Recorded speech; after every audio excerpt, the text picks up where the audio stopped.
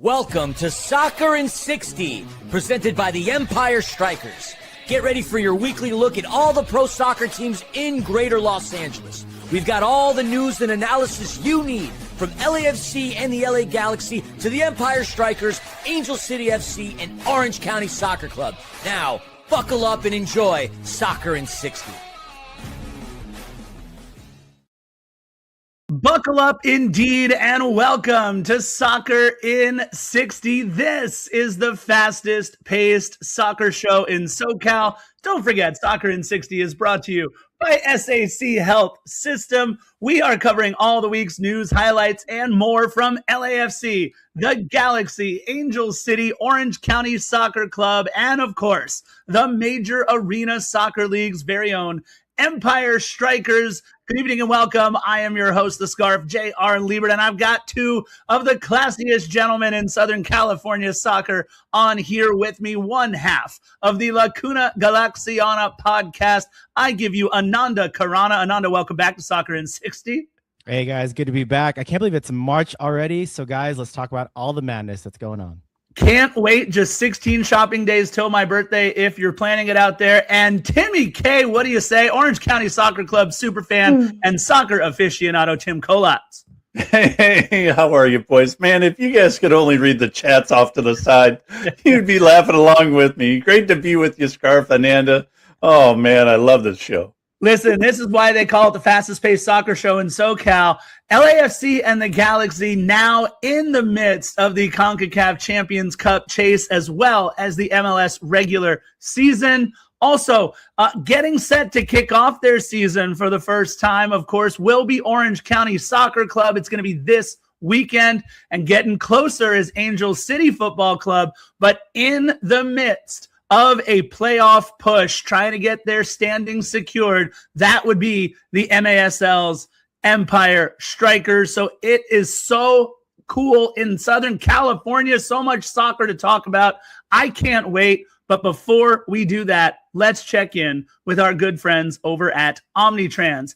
In partnership with the Empire Strykers, experience the thrill of game day with Omnitrans. Be in the heart of the action at Toyota Arena and let Omnitrans take care of the ride. Simply download the Transit app to catch your bus and enjoy a stress-free trip to cheer on the Strykers. Don't miss out on the excitement and make every moment count at Toyota Arena. Ride with Omnitrans to your next Empire Strykers match. And by the way, depending on how you're listening to this, this may lead right into the next Empire Strykers match. More on that in just a minute. But now we do have Ananda Karana here, one half of the Lacuna Galaxiana podcast, and of course, Timmy K. So let's get into some Galaxy news first and foremost. Ananda, finally, Galaxy looking the part. At home, they absolutely boat race Charlotte FC 3-0, dominant in every way, shape, and form. You name a stat, you name a metric, and it likely fell Galaxy's way, and often by a lot. Ananda, first, let me get your overall take on the way that the Galaxy looked in this match. Yeah, I think you hit it right on the head there, Scarf. It was a completely dominant performance from minute 0 really to minute 90. 3-0, yet another clean sheet for Greg Vanney's team this year. I think that's something Galaxy fans are really talking about right now, and it's a welcome sight for Galaxy fans. But that first 3-goal in 13-minute blitz, that's the fastest in Galaxy history. I mean, that it was one of those offensive eruptions that I think everyone was waiting for. There was a lot of question marks coming out, especially out of those two legs against San Miguelito. Is this Galaxy team, do they have the firepower? Does Greg have the offense, or can he get that going? Well, I'll tell you what, guys, the Galaxy sure answered that in this game. Yeah, let's talk about the offense. You mentioned it. 3 goals in, you almost shortchanged them there, right? 12 minutes and 14 seconds, I believe, was the actual time elapsed. I'll take it. I'm rounding up. Absolutely. 6th fastest 3 goals in MLS history. You mentioned it, fastest in Galaxy history. Edwin Cerrillo, we got to talk about him. Look, he's a little up, a little down some matches. You're still kind of wondering what you're going to get from him from time to time. But that long ball over the top to Mickey Yamane that really kicked off the scoring and changed the entire match. Talk about the good Edwin Cerrillo and what the Galaxy are capable of when he's at his best. Yeah, I think he's a really important piece, especially for this midfield, especially as we think about the build-up, Scarf. He's one of those guys that, to me, he's the best midfielder on the half turn. He's really neat and tidy with the ball, really technically sound. And once he picks his head up and the wingers are running for him, he hits them on a dime. He has a beautiful long ball, but we've got to see that more often. And in fact, we've got to see that more often in general from all the midfielders that are playing in Greg's system. Especially against the two legs against San Miguelito, it was a lot of sideways and backwards and labored and slow. But once you increase the tempo and we play in semi-transition, the Galaxy look really dangerous. Look, I've argued, I think, multiple times on the show that in 2024, this Galaxy team looks most dangerous in transition and semi-transition. So the quicker that we hit those attackers with guys like Edwin Cerillo looking up and passing forward, I think the better overall this team will be. Yeah, and Timmy, one thing we never have to worry about being slow in transition is Gabriel Peck on that right-hand side. He continues to be must-see TV, not just for the Galaxy, but if you're a casual, if you're an MLS fan, if you just want to watch a great player, the Brazilian Gabriel Peck is pure class. Timmy, what we saw from him, at least in the first half especially, is just pressure, moving forward, making the right passes, taking on defenders. Timmy K, Gabriel Peck looking as good as ever right now. Yeah, it looks like the guy's in midseason form because I think everybody in this team really knew that they had to come out because the place would have been on fire on Twitter, in the stands, if they didn't come out and make a couple of very strong plays very early. Ananda touched on it. The San Miguelito. Hey, you know what? That's why they're the coaches and we're talking about them, right? Because they know what they're doing. But to have 4 goals in the first 2 games. This is huge, and like you said, 3 goals in the first 13 minutes, 12 minutes, 14 seconds. And then the biggest stat that I took away from this was 12 shots on frame. So they were making the goalkeeper work on this to have to come away with 9 saves off of 12 shots. These are the things that the Galaxy's fans were desperate to see, and they got to see it in this game. Yeah, fortunately for Charlotte, they've got one of the best keepers in MLS in Christian Colino. Otherwise, it could have been a lot worse. Let me talk to you, Ananda, too, about a brace from Joao Klaus. Now, one, he had to do the work for. The other, the work was done for him. But tell me about what it looks like seeing Peck running down on one side with the ball in transition, knowing you've got Paintsel, who can absolutely run anywhere you need him to on the pitch as quickly as possible on the other wing. And now you've got a guy filling it up in the middle, Joao Klaus making that perfect run, Peck making that perfect pass.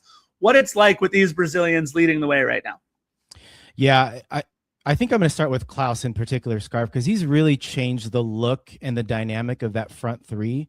One of the things that we missed with Dejan Jovic leaving the team was just a guy to be at the right position at the right time. Doesn't need to do anything flashy. He just needs to understand and read the spaces that he needs to be in and be technically good enough and have the composure to finish in the final third when he gets in that box. And that is Joao Klaus. And you saw the best of him in those 2 goals. The first goal was being in the right place at the right time. Not the easiest finish. I mean, I've seen a lot of guys like miss those on a dime, but cool, calm, and compose. And speaking of cool, calm, and compose, again, 1v1 against the keeper on that second one. He does all the work, but slots it home far post there across the keeper. So against a good keeper, I mean, Kalina's made 19 saves, guys, in the first 2 games. Unbelievable stuff from him. But yeah, Klaus really changes the dynamic of that attack.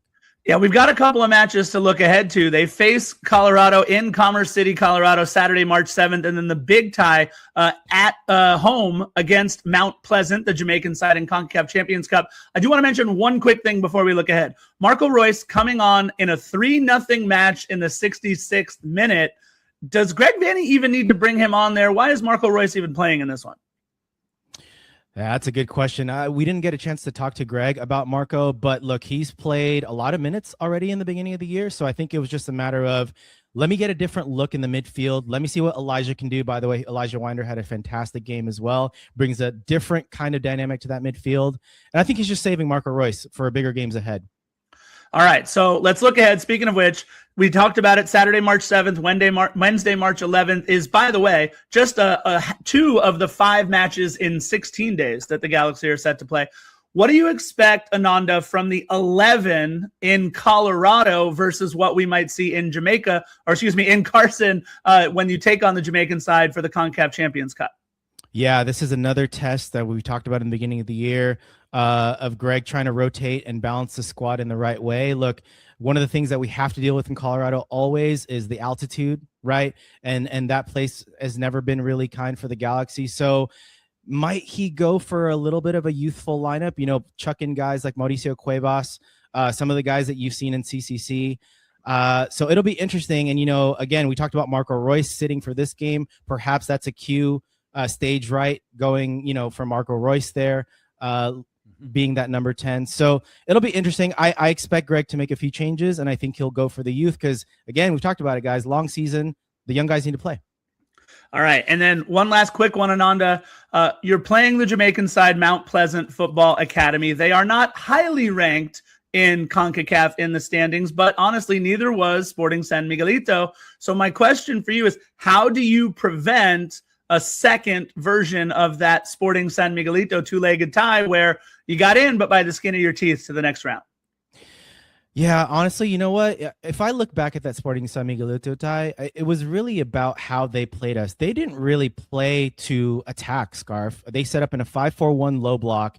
Yeah. One of our friends of the show, Sophie Nicolau, said they didn't park the bus, they parked the spaceship. So if you're playing against a team like that, it's about just being patient and not exposing yourself too much and staying in the game, which is what Galaxy did. And I fully expect Mount Pleasant to use that same playbook and play the exact same way because they've seen it work to some effectiveness, right? To at least get a scoreline, especially away from home. So I'm going to expect that same type of game. It's up to the Galaxy to be patient enough, not get too exposed, and score the goals in the right moments. Yeah, and look, the bottom line is this, right? You talked about March Madness. Timmy K touched on it as well. It's survive and advance, right? No one cares how you get to the next round. Just get to the next round. We want to remind everybody we have a fantastic interview with LAFC head coach Marc Dos Santos coming up in just a little bit. But before we do that, we want to say hi and bring somebody on that, of course, is a huge friend of the show, the voice of the Empire Strykers, but we're going to bring him on to talk a little LAFC as well with us. Now we've got a full 4 Mount Rushmore, 1 Christian Philly Philemon. Philly, welcome back to Soccer in 60.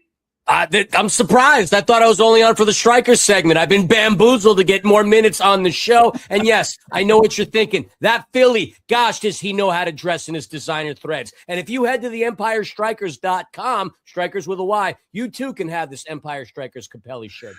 Anyway, yeah, look, Marc Dos Santos is going to talk a lot about LAFC, but let's throw it to you, Philly, to talk about LAFC defeating the Dynamo in Houston 2-0. I want to talk to you first, Philly, about 2 red cards, both drawn on fouls to Son Heung-min, bringing them down obviously to 11v9 for the last 13 or so minutes of the match.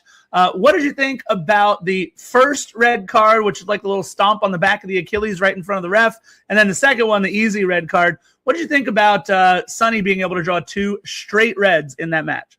Well, first and foremost, I do want to focus on the fact that Houston has been a house of horrors for LAFC on the road. LAFC has not been very successful in Houston coming into that game. 1 win, 4 losses, and 3 draws. So I just want to throw that out there. This is a different Houston Dynamo team than we've seen in previous years, and Marc Dos Santos will allude to that on the interview that I had with him. But as far as the straight reds are concerned, one can argue that may have been soft, and I guess it depends on whether or not you were coming fresh off of watching a hockey game like I was, and then I would absolutely said that was soft. But the powers that be indicated that they weren't soft. And so you kind of roll with the punches. That's a very politically correct answer to state, but just to not come off as a homer, even though I very well am, very soft red card, no question about it. Yeah, Timmy K, let me ask you about Hugo Lloris. Hugo Lloris now 3 clean sheets in 4 matches. He's 39 years old. For LAFC, they haven't asked him to do a whole lot yet, Timmy K, but what they've asked him to do, he's done well. Your thoughts on Hugo in goal and how good he's been to start the season? Well, I think he's been great to start the season, and while he has not had to make 19 saves like the guy coming out of, on the other game that we talked about with the Galaxy. But the reality is he makes the save of the game off that header deep in the box, and he comes out, plays it perfectly, and he gets the right save. So while he may not be that busy, the times that he does need to make that save, he is making them for LAFC. Yeah, and Ananda, the big thing in the midfield for LAFC has been the world-class Canadian Stephen Eustáquio. Eustáquio scores in this one against Houston. And just your thoughts on having a player that's that world-class in the midfield now for LAFC. Yeah, he's really fit in like a glove, right? He's looked really good in that midfield next to Tillman and Delgado. Again, you needed a guy in there that had some legs, that that creates enough chances for the front two, and just his youthful exuberance, his energy, his technical ability. Carr's talked about it a lot on the show. He's going to be a revelation for this team, and so far so good. He's fitting like an absolute glove. That's got to bode well for LAFC this season. Yeah, Saturday, March 7th at BMO against Dallas, and then Tuesday, March 10th, Alajuelense comes to BMO Stadium. First leg of the round of 16 CONCACAF Champions Cup. We want to say a big thank you to Ananda Karana for coming back on Soccer in 60 with us yet again. Thank you so much, Ananda. All right, there goes Ananda. Doesn't even get a chance to say goodbye, but that's all right. That's harsh. You hit the edge without him saying bye. Jeez. Rough crowd. Ejectocito. With that being said, we have a fantastic interview. Both Philly and our producer, Gunnar Burnt, were on the interview with LAFC head coach Marc Dos Santos. Let's bring it right to head coach Marc Dos Santos now. Our guest is the head coach of the Los Angeles Football Club. A native of Montreal, he boasts an extensive background coaching in different leagues across North America, including as the former head coach of the Vancouver Whitecaps in MLS, as well as teams in the NASL and the USL top tier. After 4 seasons on the technical staff of LAFC, helping the club capture MLS Cup, Supporter Shield, and the US Open Cup, he took the reins ahead of the 2026 season. It's such an honor to have with us LAFC head coach Marc Dos Santos. Coach, thank you and welcome to Soccer in 60. Thank you for having me, guys. It's a real pleasure to be here. Thank you so much, man. Marc, let's just get right into it. You've worked extensively, not only as a head coach across different leagues in North America, but also in different roles with several teams in Brazil. For the past 4 seasons, you worked as an assistant at LAFC. Why don't you tell our listeners who need a reintroduction how you would describe your philosophy around the game, what has gone into that, and how you go about implementing it on a day-to-day basis? Yeah, it's a good question. First of all, I have to have a very clear understanding of the culture and the place where I am. You know, I think when you arrive in a club, any different club, it's hard for a coach to just go to a club with his ideology. You have clubs that have different type of players, different profiles, and you also have to have, I think, the humility as a coach to adapt to that. So at LAFC, my philosophy is very clear. I think we can dictate more. We could have moments where we could have more the ball, be aggressive in our counter pressure. But there's also something that is comfortable with this group of guys, is their ability to be vertical and attack the space and behind. So it's something that I don't want to lose in this team. But I would describe myself with a word, and it's intensity. It's something that I like to see in myself in the day-to-day. Try to transmit it to the players, and I want to see it on the field. You know, I think it's contagious, and that's a word that would describe me. We mentioned your background of working in Brazil. We should add that you're fluent in not 2, 3, but 4 languages. How helpful do you feel that's been for someone in your position? Yeah, a lot of times I have young coaches in conferences that ask me, hey, what should I do? If you have one advice for me, what would it be? What would that advice be? And I always say, learn another language. You know, for coaching, locker rooms have become so multicultural, but not only in MLS, you see it in the Premier League. You see even in Serie A in Italy today, coaches having to speak a little bit of English, and years ago, this wasn't the case. Soccer is a different sport. When you compared with, let's say, the NFL, you don't sign a quarterback from a league in Italy, right? It's pretty much everything here in North America or in the US, maybe a little bit of CFL in Canada, but it's pretty much one language, one culture. But in the world of soccer, no.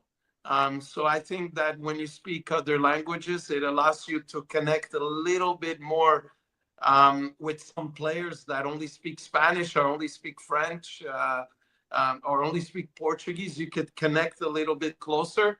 And at the same time, it allows you to have a very clear message where players don't have excuse that they didn't understand something. Yeah, Coach, we've seen, speaking of players from other countries, right? You have a bunch of them on LAFC, and touching on just a couple of them here, we've seen some very early promising signs from David Martínez and Amin Boudry, a couple of your younger players. Can you talk to us a little bit about their potential, and then also how you balance developing young talent and keeping up-and-comers involved when you're always under pressure to win now and have so many established veterans who would expect to get most of the playing time? Yeah, great question. You have to make sure that they develop with the right time. So one of the examples, David Martínez, he arrived there, I think 1 week after just turning 18 years old, if I'm not mistaken. And you cannot expect, and you have proof of that in the league, you guys cannot name me a lot of players that arrive in the league from outside with 18 years old and create right away an impact. They need to adapt. The cities and environments they come from is very different than our environment. They need to learn a little bit the language, connect a little bit with the players. And David slowly has developed an understanding of what we want to be about. And then it's up to me and the staff to put him in positions that he's comfortable with. One example is David wasn't very comfortable and staying open in a wing. You know, he's a player that likes to play more in inside pockets, and we're bringing him to play more in these inside pockets where he could show all of his tools. It's funny you mentioned Amin. It's a different situation because he arrived there already with 21 years old, already with some minutes, a lot of minutes in the first division of Sweden. But they have kind of the same characteristics. Two players that one is left-footed, the other one is right-footed, but two players that like to play inside those pockets, and but two players with incredible talent, and in the right time, I think they're going to start showing more and more what they could bring to the team. Mark, one of our regular contributors, Canadian Hall of Famer Carl Lang Romero, has been raving about Stephen Eustáquio's impact since arriving at LAFC. I think during our conversation at the kit launch, you too obviously were raving about him. But if you don't mind, talk to us about what he's added tactically and otherwise, and how his presence changes what you guys are able to do on the field. Yeah, first of all, it's a player that I knew very well. So as soon as the door opened of the possibility of loan, I think me and Stephen, we spoke like 3 minutes on the phone. And it was, let's make this happen. And he goes, yeah, let's go. I'm writing a book a little bit. So finally, I'm doing something that's going to be really cool for you guys to read one day. But these inside stories, I'm going to share a lot about them. Cool. And our talk was really cool, really fast, like two guys on the same page. Let's make this happen. And the truth is that when you know a player's qualities culturally, leadership, winning mentality, he was coming from a club in Porto, they just speak about winning. A draw is panic mode. So I already knew the winning mentality. I already knew what even Jesse Marsch thought about him with the Canadian national team. I coach his brother, Marc Dos Santos, that now he's a head coach in the Canadian Premier League. I knew his family, where he comes from, his mentality, how he is in training. So I knew it would be a fit from the get-go. So it was an easy integration, not only for our guys to receive him, but also for him understanding how we want to play in his role in the team. Yeah, he's looked really good. I think it's a no-brainer in the sense that most LAFC supporters would like to see that loan extend a little bit longer, but obviously that's up to y'all there. A little bit out of my control, but what do you think we want? So let's see where it goes. One of the key veterans that you had who, we haven't seen him since last season was Aaron Long, out with a long-term injury. We figure he might be getting close to making his return. But in the meantime, though, defense has been solid. Ryan Porteous and Kosi Tafari have built quite the relationship at that center back role. When Aaron does return, how do you plan to reintegrate and use him, given his massive profile as a U.S. international? I agree with you that the jump of Kosi Tafari has been very good. He went from, I felt in the beginning of last year, he struggled understanding spaces, defending in a back four. So he was able to progress a lot in a back three. And now he plays in a system where there's a little bit of both. So we're in a back three when we attack, and when we're in a back four when we defend. So he's understanding more about spacing, understanding more how he has to shift. And when Aaron Long comes back, first of all, it's going really well, his recovery. Hopefully we'll be seeing him training with the team fully, at least I think by the end of the month, if everything goes well. But then it's going to be a reintegration slowly. You're talking about a player that has to reintegrating from an injury that was almost 1 year long. And then let me deal with the problem of too many good players. Let me deal with that. I want to deal with that than dealing with too many bad players. And then I'm always knocking at Neil's door and John, hey, we need to be better, So look, we're in a lot of competitions. I was very clear that being LAFC is we want to be in every competition to compete and to win. And for that, you're going to need everyone. So for me to tell you what's going to happen when Long is at 100%, I don't know. Let's see. And let's see when he gets to 100%. This is not Championship Manager that when a guy's good to train or to play, you put him in and he plays. It's almost 1 year injury. It takes time to be reintegrated. It's the nice thing about being at LAFC, caviar problems as opposed to, I guess, Star-Kissed tuna fish can problems. It's I agree with you. Yeah. I agree with you. Yeah, Coach, let's jump into the here and now. You guys, you're coming off a hard-fought 2-0 win against a stingy Houston Dynamo. The Dynamo team being hampered by 2 red cards in that game. In the end, you guys score on 2 shots from outside the box. Max Bretos said on his call after the final whistle that, quote, it wasn't one for the time capsule. But what was your assessment, and how happy were you with your team's performance?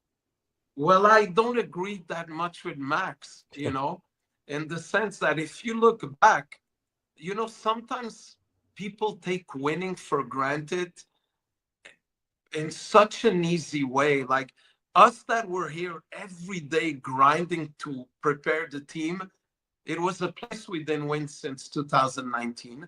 So not easy to win there.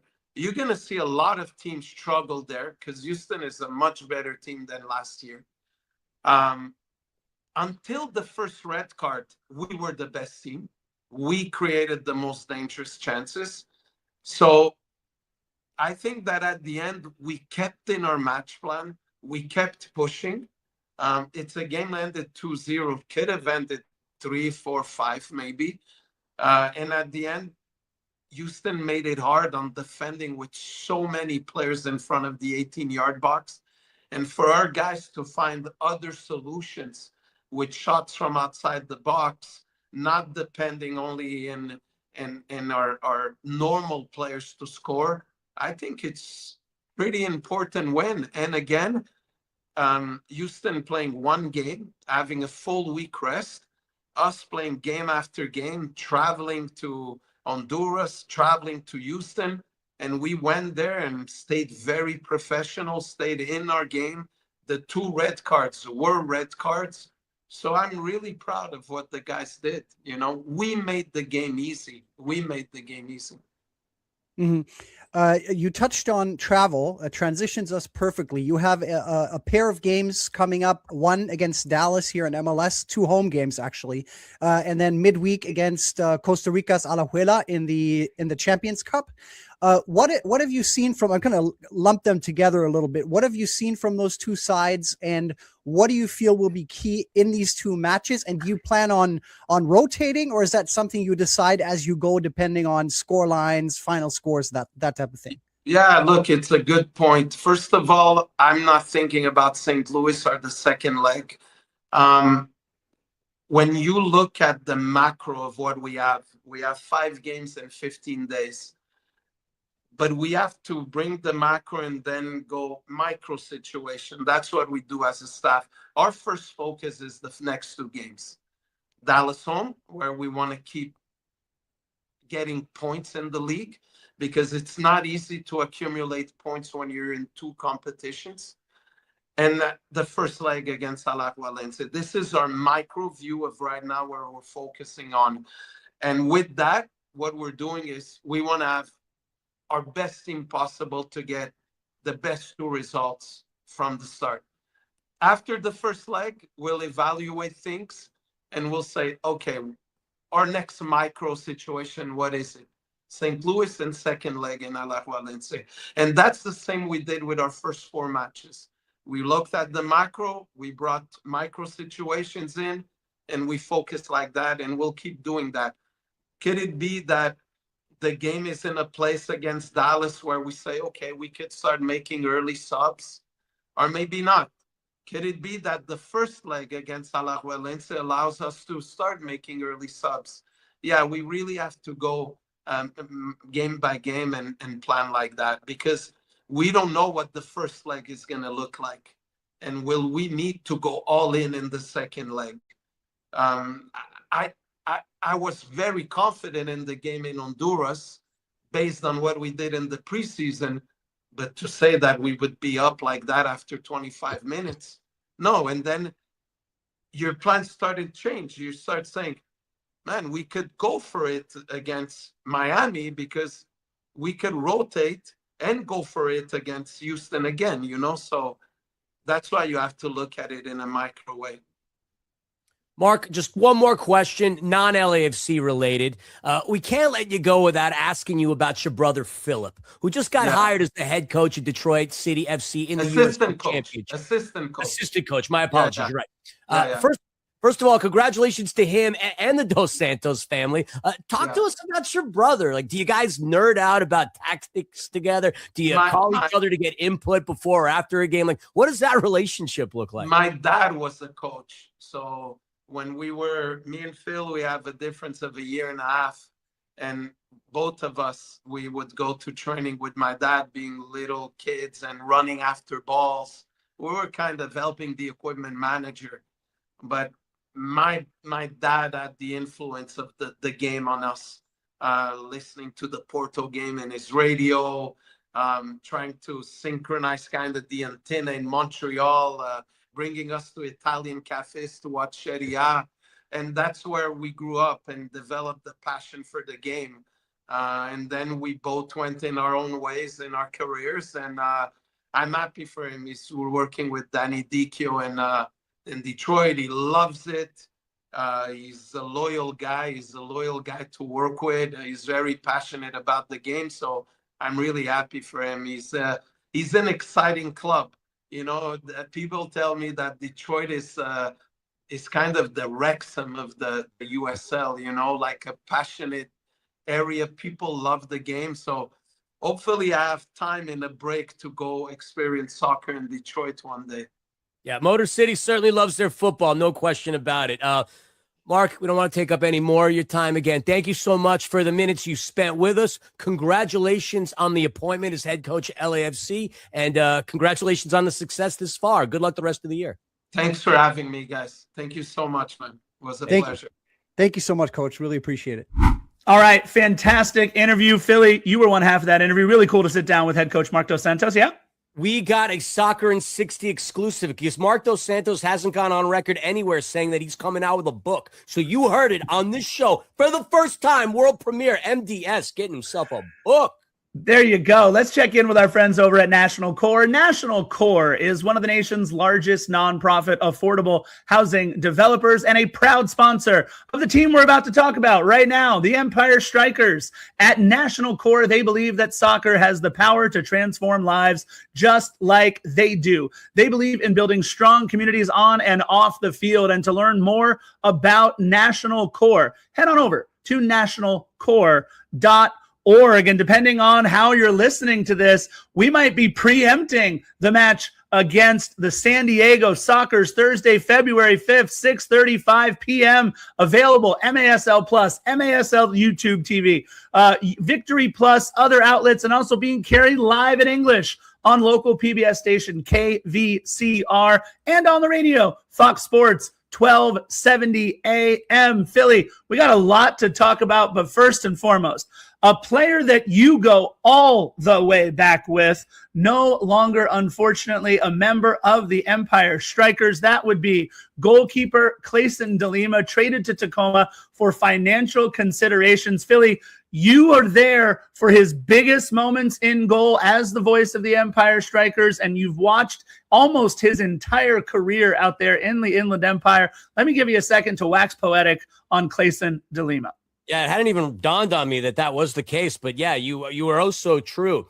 For Clayson, the system that Obasi utilized is not a system that I believe truly helped him shine. Clayson is a goalkeeper. He's a shot stopper, a very good one at that. 2021 MASL Goalkeeper of the Year. And if we go back to that 2021 final when he got concussed in the final minutes, his omission is what led to San Diego pulling one over on Empire at Toyota Arena.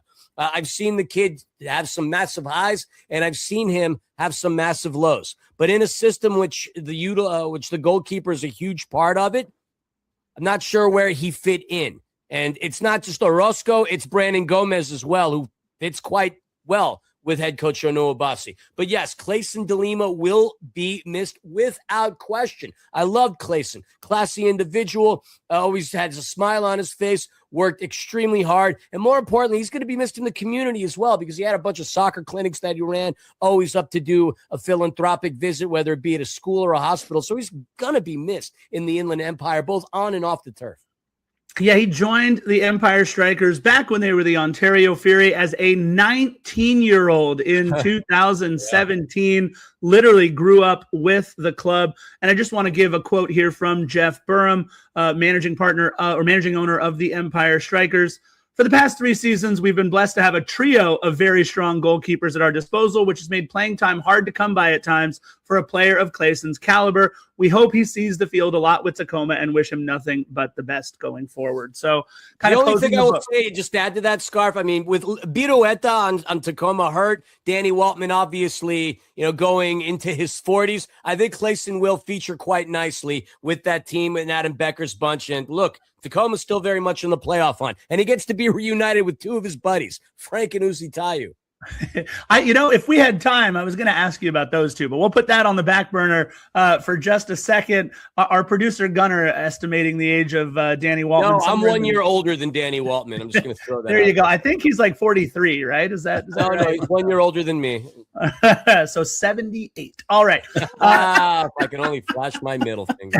Timmy K, I want to talk to you real quick about some big news happening at Toyota Arena. Strykers hosting tryouts for a potential women's indoor team out there at Toyota Arena. Philly, I'll get your thoughts on it in just a second, but what would it mean, Timmy K, if this all works out and the Strykers are able to start an MASLW team for women's soccer in the Inland Empire?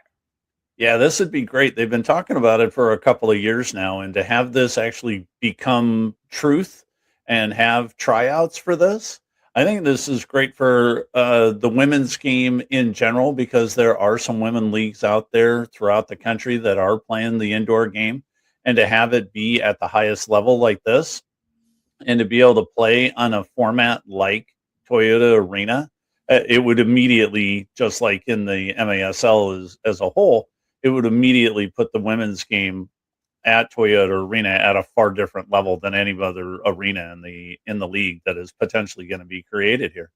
Yeah, let's talk about it real quick. The Empire Strikers and San Diego Sockers are coming together to host the two legs on the MASL SoCal Women's Arena Cup. The first match is down in Oceanside, March 22nd. The second leg will be held at Toyota Arena on March 29th.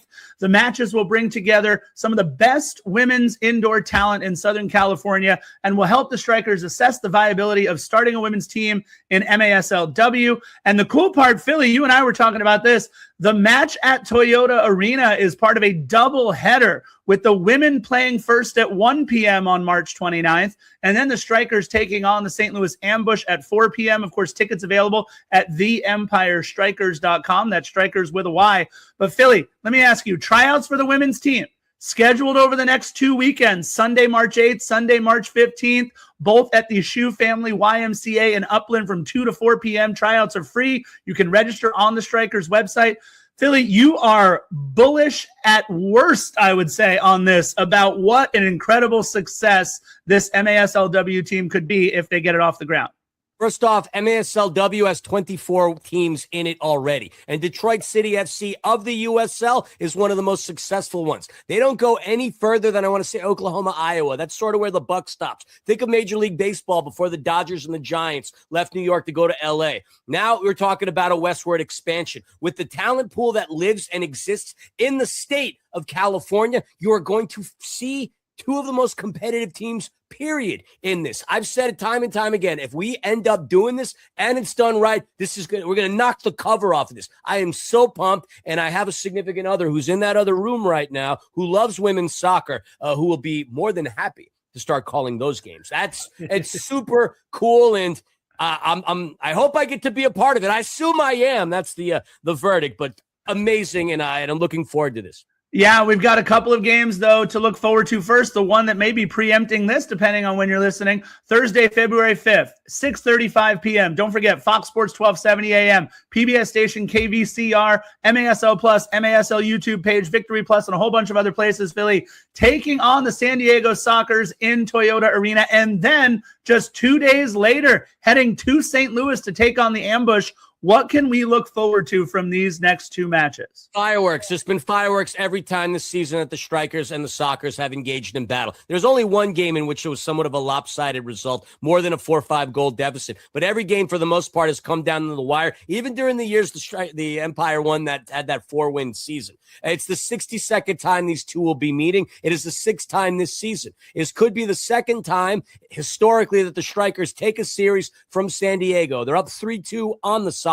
But the Sockers are just as dangerous on the road as they are at home. In fact, they have the best road record of any team in the MASL. The question is, how are they going to look without the likes of Charlie Gonzalez, and Leo de Oliveira is also questionable. Anytime Mighty Leo comes out, he adds problems to the Strikers. And as far as St. Louis is concerned, look, for a short period of time, a cup of coffee, this is the first place team in the MASL. They've hit a bit of a lull, dropping their last two, but make no mistake of it, St. Louis is one of the most dangerous teams. And so Strikers have 6 games left, 3 at home, 3 on the road. The competition doesn't get any easier, and they're hanging by a thread when it comes to the playoff line. But it is very doable. There will be playoffs in Toyota Arena this year. If you want more of that, he's the voice of the Empire Strikers, Christian Philly Philemon. Thank you so much, my friend. Cheers, fellas. All right. So that brings us to Angel City Football Club. And Tim, you and I were talking about this pre-show. The big news on social media that Sydney Leroux herself broke. And I want to read the exact wording. This comeback is for you. I'll see you soon. Look, one day before Angel City's season opener last season, she announced she would step away from soccer for her mental health. 36-year-old Sydney Leroux talked about how she went through a lot in the last year that, quote, should have broken me, but she fought through. What would it mean, Timmy K? I mean, you've been in the stands. We've seen what BMO Stadium looks like when Sydney Leroux checks in to a match. What would it mean to get the U.S. women's national team great back on the field? It would be incredible. I think that she would fit well into Strauss's system. I think it's something that she could easily do. And this is somebody that in 2024 had 19 starts, 7 goals, and an assist. So the firepower is there to put the ball on the back of the net, which was lacking last year for Angel City, to say the least. But really, it's, again, we've been talking about the leadership on that team, who was going to step up, who's going to be this. And if Sydney Leroux came back, even if she plays half the games, just her presence in the locker room would be mountainous for Angel City to have in that locker room. And Timmy K, one of the other pieces of news that came out this week is that Angel City released what I personally think, and I think you do too, is a beautiful home kit. It's their primary kit for 2026 called the Flare Kit. Several cool features: centered metallic crest. First time they'll have a center crest. First time it'll be metallic. A Sol Rosa and black colorway, which means it'll be that beautiful black and pink. And the cool part is the sponsors have all agreed to have their names in Sol Rosa, so it all brings the whole jersey together. Little things like Volemos on the back, which is the club's motto, let's fly together. That S in Volemos is now a 5 for the club's 5th year anniversary, which is kind of cool. That Art Deco sunray pattern radiating from the center crest, reflecting the recurring theme of sunshine, which represents both LA's sunsets and the optimism of a new day. But what we're not optimistic about, Timmy K, these things are expensive. I mean, even more so than the men's MLS authentic kits, a blank authentic new Flare kit. A blank authentic is $199 before tax and $231 if you wanted to get Giselle Thompson on the back of your kit. Now, look, if you want to go the replica route, $109 for a blank replica, $141 for a custom, not bad. And if you're a youth, $90 for a blank youth, $122 for a custom, not bad. But Timmy It's K, stiff, Scarf. $200 and $200. I mean, that's $250 after tax and everything more if you're getting a custom jersey. That's nuts, right? Yeah, it's stunning. I've got to go back to that. It is a stunning jersey. They really did a nice job on it. The designers, whoever put that thing together, beautiful. I'm telling you, $250 is stiff for a jersey, authentic or otherwise. I get it, but even $141, $150 for the replica to get it named, that's a lot of dough. I mean, you're already spending a gaggle of dough on the tickets, and I get it, and it's LA, and I understand that. You got to pay, you got to pay $20 for a beer. I get that too. But I'm just worried that one's going to kind of fall on its head, and you're not going to see the sales of that thing take off like they should if they would have had the authentic all in at $190. I mean, seriously, it's $40 more than the men's kit. It's not inexpensive, Scarf. Yeah, and look, I'm going to ruffle some feathers out there in Angel City land, and I apologize, but I went to the Chelsea women's shop and wanted to see how much it would cost for me to get an Alyssa Thompson fully customized authentic kit. It's $134 to get a fully customized authentic Alyssa Thompson kit. I mean, that's a huge difference. Look, you mentioned it, Timmy. It is a beautiful kit. When I saw it, I was like, I got to get me one of those. And then I went to the shop and I said, I got to wait for my next paycheck if I'm going to do that or not, because that is a boatload of money for that kit. But again, a beautiful, beautiful job by the design crew. Timmy, you're absolutely right. It is a stunning kit. Want to mention something real quick in Angel City land. Angel City FC signs forward Rajana Reed as a national team replacement player. She's a University of Central Florida forward who had been training with Orlando Pride this preseason at University of Central Florida. 28 goals and 15 assists in 72 matches. She also competed at Washington State prior to transferring to UCF, and she was signed, very frankly, because Angel City has 8 players called into different national team duty, including Casey Fair, who will be competing in the AFC Asia Cup through March 21st, and Priska Chilufya. She'll be competing in the WAFCON, the Women's AFCON Championship, through April 3rd, So a little bit of news there. Don't forget, Angel City opens up their season Sunday, March 15th, but we will talk more about that next week. Let's get into Orange County Soccer Club. Timmy, first, the season opener is almost upon us. Finally, next week is going to be nuts here on Soccer in 60. If you don't tune in with us, you are so missing a ton of things that we're going to get to talk about. But the season opener at the Champ, Timmy, against the wooden spoon avoiding Las Vegas Lights last season. Look, they had as many points as the wooden spoon winner, but they had that one more win in the standings that kept them from taking home that wooden award. Look, any home opener memories? Timmy K, you've been following Orange County Soccer Club for forever. Any home opener memories that you want to talk about or anything that you look forward to on home opener day? I think the biggest thing that I really like about the home openers at the Champ is they pack the joint. The energy that they come into, they've got all the season ticket holders are there early. They've gotten their food that they get part of their package. They've gotten there early, and the cheeks are in the seats. Nobody's sitting upstairs looking to get a drink when it's 5 minutes of game time. It's kind of like going to a New York Rangers game at Madison Square Garden. The concourse is empty when that game starts, right? And it's the same way at the Champ, and it's amazing. So there's a couple of seats left. If you can still get in, you can finagle a seat, get one, because it'll be a blast. Yeah, and this will be the last time it'll be 7,000 at the home opener. They're going to expand that stadium and get more and more packed in there, Timmy. That's going to be a lot of fun. Look, they also announced their theme nights, and with their schedule about to start, we got a lot of fun theme nights, by the way. We've got Local Heroes Night. We've got Nonprofit Night, which, by the way, has nothing to do with how much your tickets will be. They're actually showcasing a bunch of different nonprofit organizations that night. Of course, there's Star Wars Night. There's Global Soccer Night. There's Christmas in August, which is one I love. There's Touch a Truck Night, which people are going to try to win a truck. That's awesome. California Classic Night, Hispanic Heritage Night. And there's like 4 beer fests that are going on down there, which are going to be a lot of fun. Timmy, any one of these particular theme nights that you look most forward to? The nonprofit night is always a good time. They showcase a lot of Orange County, a lot of Irvine local nonprofits. And it's really interesting because you learn all about these other groups that are in and around the Champ and what they're doing. And to be able to go and see all these nonprofits and then talk to the people that are actually running these nonprofits, it's a really special night. And then what I really like about the beer night is if you're the designated driver, you get free Cokes and you get a ticket for like a half price. So you can come in and get all your buddies and your friends and your girlfriends and everything like that. They'll all have a couple of cocktails, and nobody wants anybody driving home after a drink or two.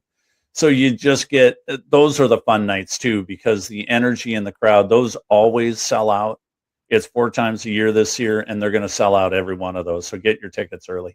Yeah, you're absolutely right. One that I always like, Saturday, April 18th against Lexington. It's Gnarly's birthday party, and that's always a fun night out there at the Champ. If you don't know Gnarly, get yourself out to an Orange County Soccer Club match. That's their mascot. And as the supporter of a club who, by the way, perfectly fine that LAFC doesn't have a mascot. We've got Ollie. We've got our Falcon that flies before the match.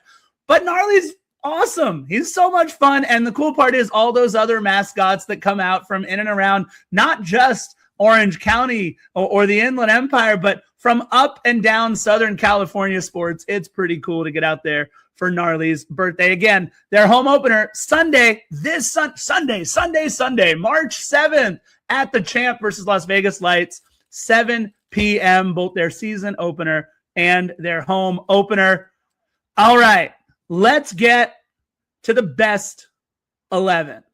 All right, Timmy, now let's get to our favorite segment where we get to go back and forth on the best 11. Let me go through the best 11. If you're not familiar with what they are the best 11 soccer players from across all of the clubs that we cover week in and week out. With this one, though, only a couple of clubs in action. So here we go. Goalkeeper Hugo Lloris. And by the way, all of these LAFC matches are for all LAFC players are for their exploits against Houston, and all of the Galaxy players are for their exploits against Charlotte. And again, these are the 11 best single game performances.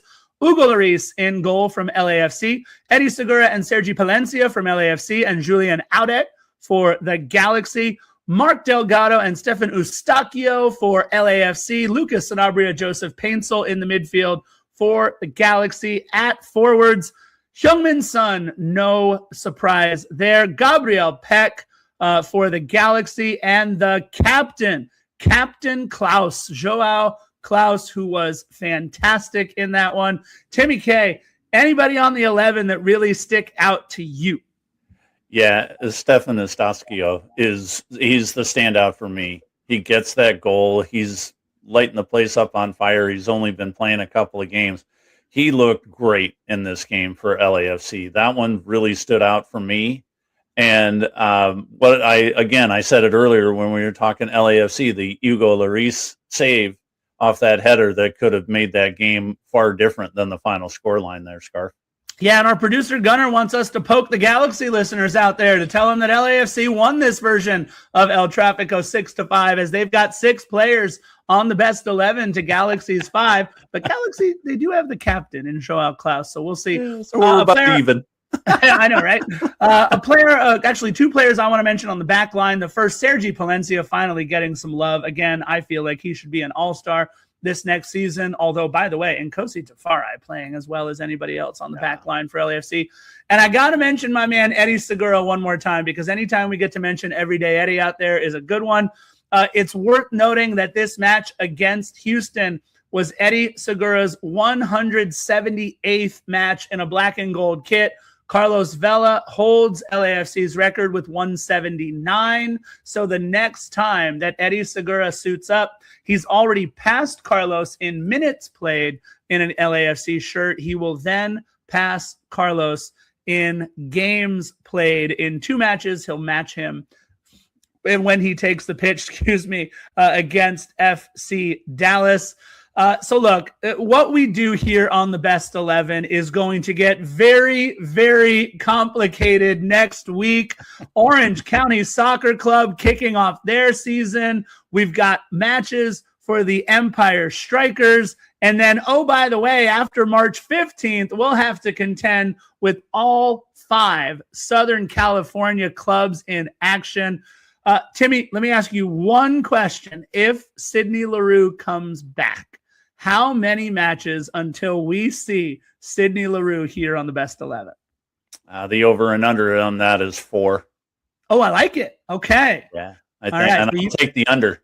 All right, so you heard Timmy K say it here. Under 4 matches before we see Sidney Leroux on here. I'm going to say whatever happens in their first match coming up, it's going to be Giselle Thompson making this Best 11 as well. Yep. Can't wait to see who makes it this next week for Orange County Soccer Club in their maiden voyage. My vote's for Nico Ben Alcazar before we even get it. Yeah, look, absolutely right. And let's not forget, everybody, it's very possible we could be preempting the Empire Strikers match. If you are listening to us on a particular set of circumstances, don't forget MASL Plus, MASL YouTube page, Victory Plus, PBS KVCR, and Fox Sports 1270 AM. This has been Soccer in 60, brought to you by SAC Health System. We will see you next week.